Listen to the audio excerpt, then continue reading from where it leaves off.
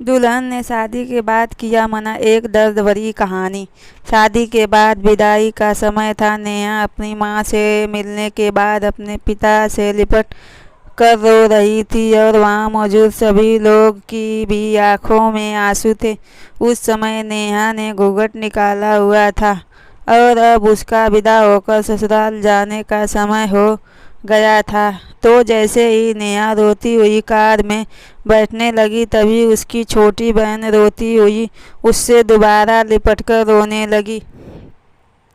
तभी गाड़ी के पास खड़े नेहा के पति अविनाश से उसका दोस्त दिनेश कहता है, अरे यार अविनाश, यहाँ से घर पहुँचते ही सबसे पहले होटल अमृत बाग पहुँचकर एक बढ़िया सा खाना खाएंगे, क्योंकि यहाँ तेरे ससुराल में तो एकदम घटिया खाना था।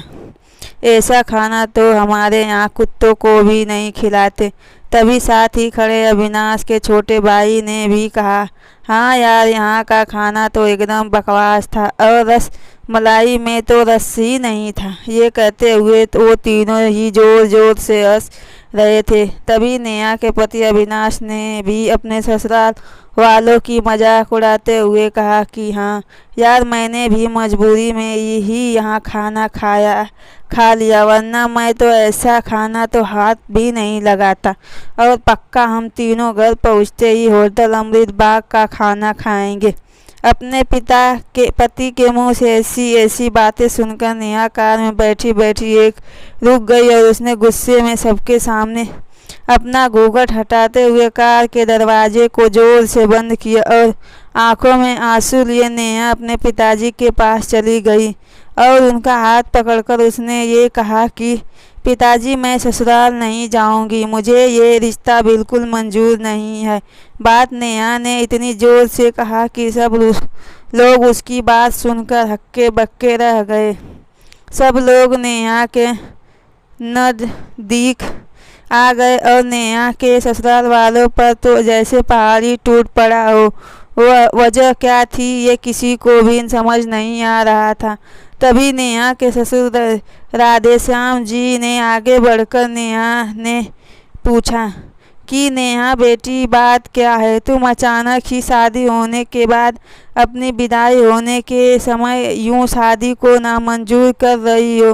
तभी नेहा कुछ देर चुप रहने के बाद अपनी आंखों में आंसू लिए अपने ससुर से बोलती कि बाबूजी, आपको पता है, मेरे माता पिता ने अपने सभी सपनों को मारकर हम सभी बहनों को इतना पढ़ाया लिखाया और काबिल बनाया, और आप जानते हैं कि एक बाप के लिए उसकी बेटी क्या मायने रखती है।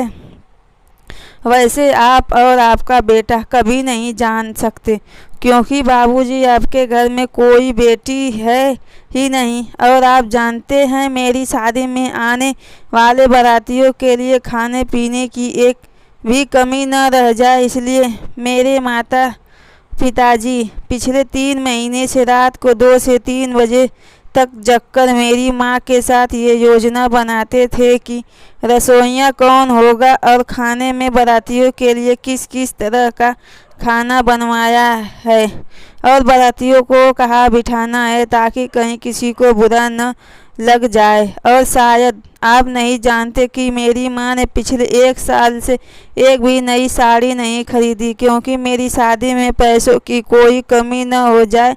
और आज भी मेरी शादी में भी मेरी माँ मेरी बड़ी बहन की साड़ी पहन कर खड़ी है। और ये तो कुछ भी नहीं, पिताजी भी 150 रुपये की इस टी शर्ट के कई अंदर छेद है बनियान में, और ये सब सिर्फ इसलिए ताकि मेरी शादी में कोई कमी न रह जाए। लेकिन इतनी मेहनत के बावजूद भी आज इस शादी में आपके बेटे को रोटियां ठंडी लगती है, दोस्तों को पनीर बकवास लगता है और मेरे देवर को रसमलाई में रस ही नहीं मिलता।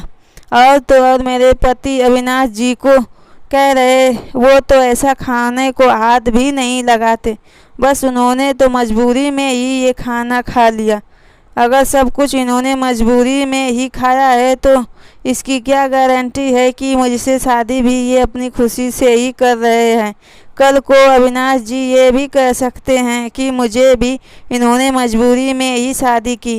और नेहा रोते हुए अपने ससुर से ये भी कह रही थी कि जिस माता पिता ने मेरी शादी में दिन देखा न रात, बस शादी की तैयारी में लगे रहें, उन माता पिता पर आज आपके बेटे ने उनके दोस्तों यूँ जोर जोर से हंस रहे और इनकी बेइज्जती कर रहे हैं। क्या आपके घर में माता पिता की इतनी ही होती है? तभी नेहा के ससुर ने कहा कि बेटी, इतनी छोटी सी बात पर तुम इतना नाराज हो गई। तो नेहा ने अपने ससुर की बात को काटे हुए कहा कि बाबूजी, ये छोटी सी बात नहीं है। अगर शादी के बाद मैं भी आपकी इज्जत न करूं तो आपको कैसा लगेगा? ये सुनते ही नेहा के ससुर ने शर्म के मारे अपनी आंखें नीची कर ली। तभी नेहा ने कहा, लेकिन बाबूजी, आप चिंता न करिए, हमारे अंदर हमारे अच्छे माता पिता के संस्कार हैं। किसी की बेइज्जती करना, ये सब हमारे माता पिता ने हमें कभी नहीं सिखाया ही नहीं है। ये सुनते ही नेहा के पिताजी दयाशंकर जी ने आंखों में आंसू लिए अपनी बेटी को गले से लगा लिया और उसे कहा कि बेटी, मुझे गर्व है, तू मेरी बेटी है और अब तू शांत हो जा। बेटी, तुझे मेरी कसम, तू इन्हें माफ़ कर दे और खुशी खुशी अपने ससुराल चली जा। तभी नेहा का पति अविनाश भी नेहा के पिताजी और नेहा के हाथ जोड़कर माफ़ी मांगता है और ये कहता है कि बाबूजी, मुझे माफ़ कर दो, सारी गलती मेरी है। लेकिन आज आपकी बेटी ने मुझे एक पिता की इज्जत करना सिखा दिया और आज के बाद मैं हर किसी के माता पिता हमेशा इज्जत करूँगा। उसी वक्त नेहा के ससुर राधेश्याम जी भी आगे आकर अपनी बहू नेहा के सर पर हाथ रखकर कहते हैं कि मैं तो बहुत बहू लेने आया था, लेकिन ईश्वर बहुत कृपालु है। उसने मुझे बहू के रूप में एक बेटी दे दी और वो भी इतने अच्छे संस्कार वाली, जो कि माता पिता का भी इतना सम्मान करती है। और अब बेटी, मेरे कहने से इन नालायकों को भी माफ़ कर दे, मैं हाथ जोड़ता हूँ तेरे सामने।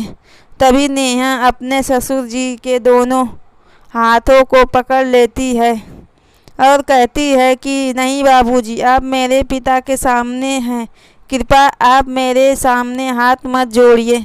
तभी नेहा के पिताजी दयाशंकर जी भी कहते हैं कि समधी जी, आप मेरी बेटी के सामने हाथ जोड़कर कृपया हमें शर्मिंदा मत कीजिए। मेरी तो आपसे बस इतनी ही प्रार्थना है कि मेरी बेटी को अपनी ही बेटी समझना और इससे कभी कोई गलती हो जाए तो इसे माफ़ कर देना।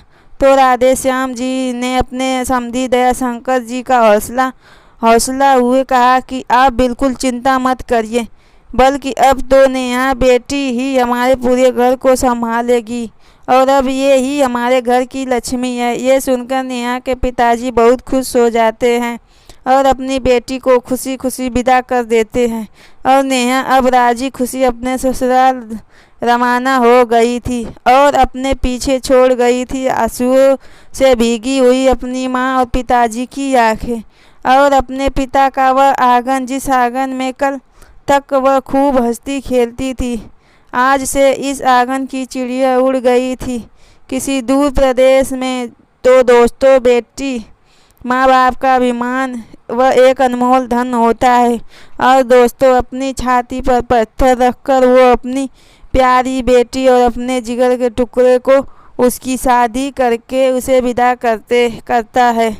इसलिए दोस्तों, एक बाप अपनी बेटी की शादी करके वैसे ही उससे दूर हो जाता है और हमें उसका अपमान करके उन्हें और दुखी कभी भी नहीं करना चाहिए। धन्यवाद। Please subscribe my channel.